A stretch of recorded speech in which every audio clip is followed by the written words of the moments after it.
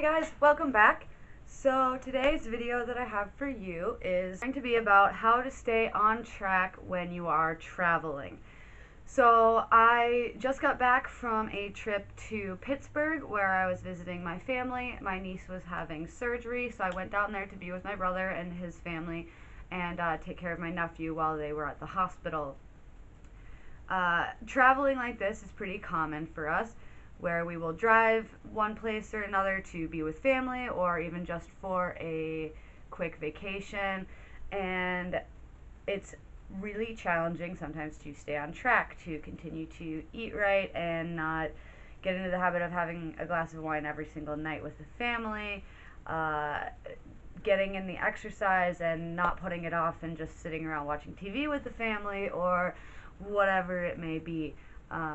So in this video, I'm going to show you a little bit of what I did to stay on track and share a little bit about my trip and a little bit of footage from that, kind of like a travel vlog.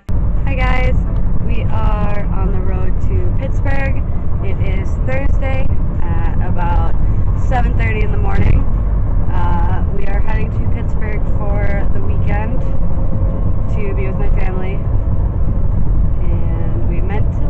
We were originally going to leave at about 8 o'clock, expecting to get there at 5, and then we decided we'd leave an hour earlier, thinking we'd get there an hour earlier, but it turns out there's an hour ahead time difference, which we did know.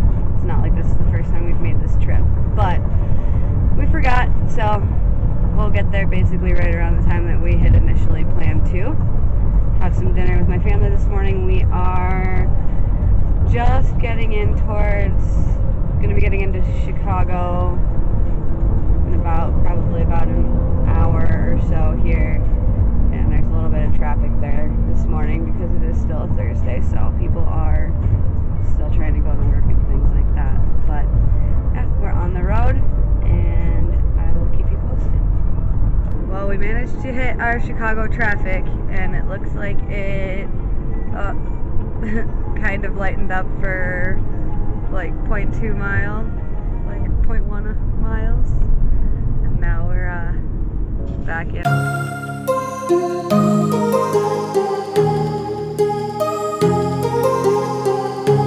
We are about a quarter of the way into the trip, so we've been driving for about 2 hours, a little over 2 hours. First P stop at the Indiana Visitor Center.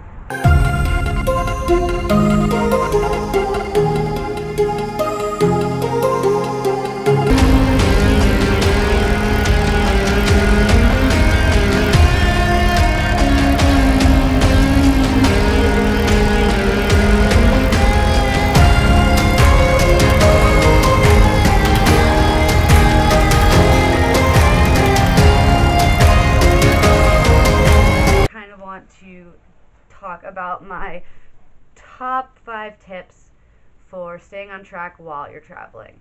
Know what you're ordering when you are eating out. When you're traveling, eating out is going to happen. There's not really any way to avoid it. I try to keep it to eating out once a day, typically for one of the bigger meals like dinner or lunch, or if we're going to go out and do brunch or something like that. I try to limit myself to once a day as far as eating out goes. One of the ways that I am able to do this is by staying in Airbnbs if we travel to a place where we're not staying with family. That way I can bring any of my own food and cook it there. Even when I am staying with my own family, that's even easier. Then I can bring all of my own food or go to a grocery store and keep food that I know that I'm going to need and will eat for those days. So for this trip, for example, I brought my own rice cakes. I brought little things of peanut butter. I brought some granola bars. I brought even meals that I had pre-made earlier in the week that were able to stay cold and fresh in the car on the ride there. I brought them in a cooler. I had like some rice, beans, and tuna that I had mixed up. And then MyFitnessPal. So that's the app that I use to track my calories and my macros. I like using that one because I can access a lot of different restaurants. So in particular, I really like utilizing Subway when we're on a road trip. A quick pit stop to get lunch. I grabbed Subway, you can get any 6-inch sub as a salad at Subway. So I would say it's probably about 100 calories or less for all the veggies. I get tuna on mine, so that's about 250 according to their sheet. And then I brought rice cakes with, so I'm going to eat it with some rice cakes, and no plastic fork because I brought my to-go-ware, so I have my own silverware. And we are going to listen to a podcast about the active serial killer in Pittsburgh because that's appropriate. Tip number 2, bring your food. I bring a lot of my own food because I have gluten allergies, dairy allergies. I don't eat meat except for fish, so I have a lot of preferences that make it kind of difficult to eat even at like families' homes. Typically it's a lot harder for me to find things that work with my dietary restrictions. So even some of the treat-like foods that I like to have for myself are not common household items. So I bring as much of my own food as I can. I also always bring like I get those like single serving packets of protein powder and like mushroom powder and all of the different kind of like supplements that I like to take, like collagen and things like that. And I have a little Ziploc bag that I bring, and I bring those with me on every trip that I go. I use them a good amount of the time, and then when I get home I just throw them in the basket on top of my fridge and grab them and throw them in my bag before I go on my next trip.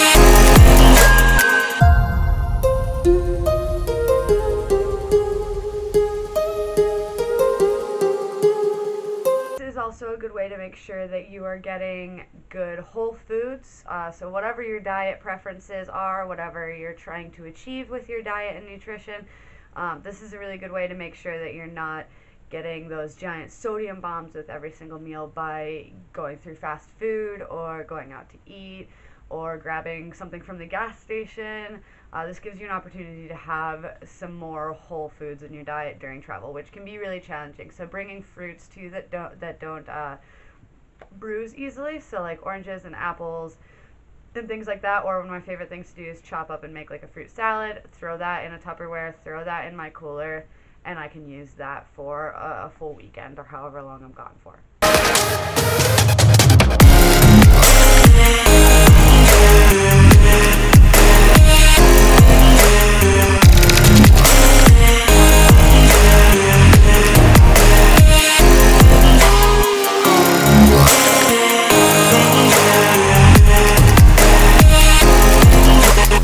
Tip number 3, workout.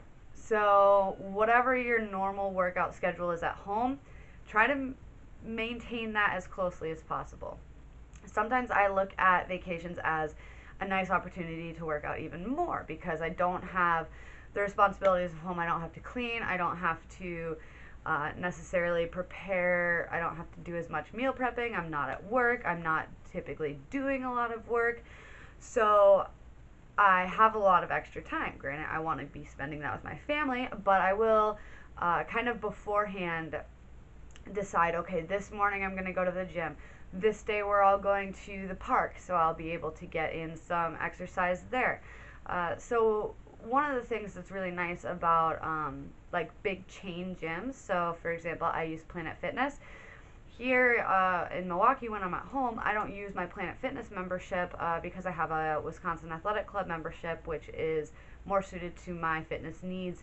However, when I travel, there are Planet Fitnesses everywhere. So, in fact, when I was visiting my brother, he goes to Planet Fitness, and there is one literally less than a mile from his house. So it was easy for me to run over there in the morning, get a quick hour workout in before continuing with the rest of the day. Another way to get your workouts in, like I said, is just have fun. So I spent a lot of time with my nephew. We went to a trampoline park. We went to Dave & Buster's. We took him to a playground. Basically, while we were with him, we would spend a little bit of time at home hanging out, relaxing, and then after about an hour or so of watching him play video games and be on the iPad, I was like, okay, let's go somewhere, let's do something. We went to the pool, we went to multiple playgrounds. So I got in some physical activity doing those things, playing with him, running around on the playground, and just having fun and being physical instead of deciding to allow us to all stay inside and just play video games and watch TV all day. I made sure that I made the suggestion, well, for a 6-year-old, it was more of a, let's go, we're going outside now. Less of a suggestion and more of an order, or a direction, I guess, is probably a gentler way to say that. Making that choice to go outside and to do something active and to have fun doing it.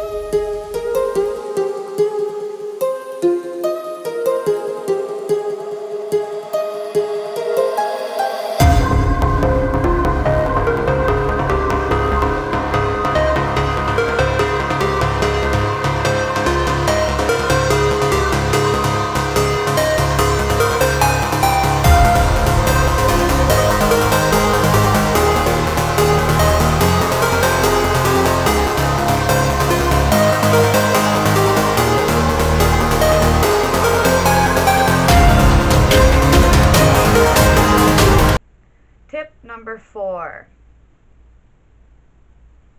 track anyways. So if at this point in your fitness journey you aren't tracking your food intake, whether it be for calories or macros or micronutrients or what have you, you really should be tracking. That's the most accurate way to see what you're putting into your body, and the best way to be able to then manipulate that and have some control over what you're consuming and what you want it to do for your body. Like I said, I use MyFitnessPal, and so this tip is track anyways, because I know some people that when they're on vacation or what have you, when they're having a cheat day or something like that, they just don't track that entire day. And I used to be guilty of that in the past as well. And I think that that is really, really dangerous because A, you want to keep up the habit, you want to maintain that habit of tracking, even if you only track 75% of your day. And then you can kind of look at it and say, okay, for me especially, I consume a lot more of my extra calories at the end of the day when everyone's kind of sitting around watching TV and just hanging out and having a glass of wine. That's when one glass of wine can turn into 3. And one serving of potato chips can turn into 7. That's when I really get snacky. Sorry about the lighting changes, I am new at this. Anyways, so I will track anyways, and I will try to weigh anyways, so I will try to make sure that I'm only having one serving of whatever I'm having. I have in the past been known to actually measure out my wine on a food scale to be sure that I'm not, if I am overindulging, to be aware of it and not try to play those mental games of, oh, that looks like it's about a cup of potato chips and really it's 5, and just not letting yourself be unaware of what you're consuming. It's okay if you go over your calories or over your macros, but I think it's important to continue to be aware of it when it happens. We made it to Pittsburgh. We are actually here in Cranberry visiting my brother. This is their giant RV behind us. It is beautiful here.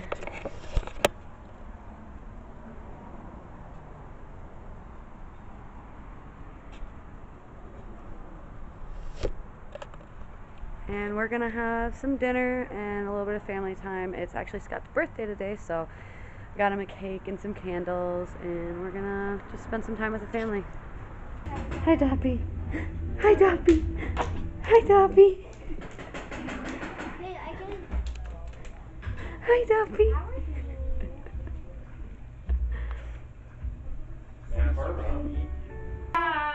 Happy birthday to you. Tip number 5. Be nice to yourself. Be easy. It's okay to overeat every now and then. It's okay to have foods that aren't super healthful every now and then. It's okay to skip a day at the gym and just hang out with your family. It's okay. You don't have to beat yourself up about this stuff. You don't have to beat yourself up about going over your macros or going over your calories. Enjoy yourself. That's what life is about. This is all about balance. If you can't enjoy your vacation or your travels, what's the point, right? Food and fitness and nutrition should not be the enemy, okay? It's a part of our life. It's the thing that keeps us on track and keeps us goal setting and keeps us focused and disciplined, but it does not need to rule our entire life. So if you do eat a whole bag of potato chips and drink a whole bag of wine, give yourself a break. You don't need to go and do 2 hours of cardio the next day or anything like that. Just track the next day and see if it goes differently.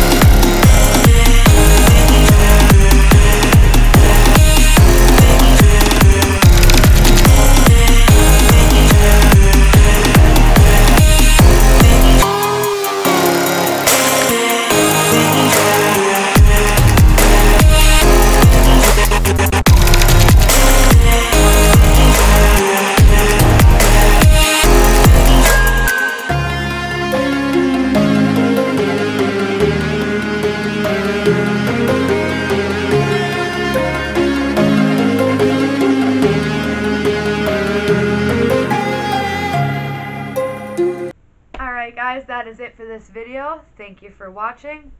If you have any questions or comments, please leave them down below. Click that subscription box for me.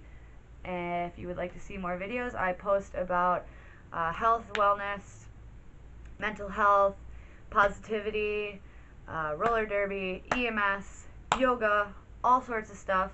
So go ahead and hit that subscribe button, give this video a like, and follow me on Instagram at Kaliasari. I will see you next time. Bye.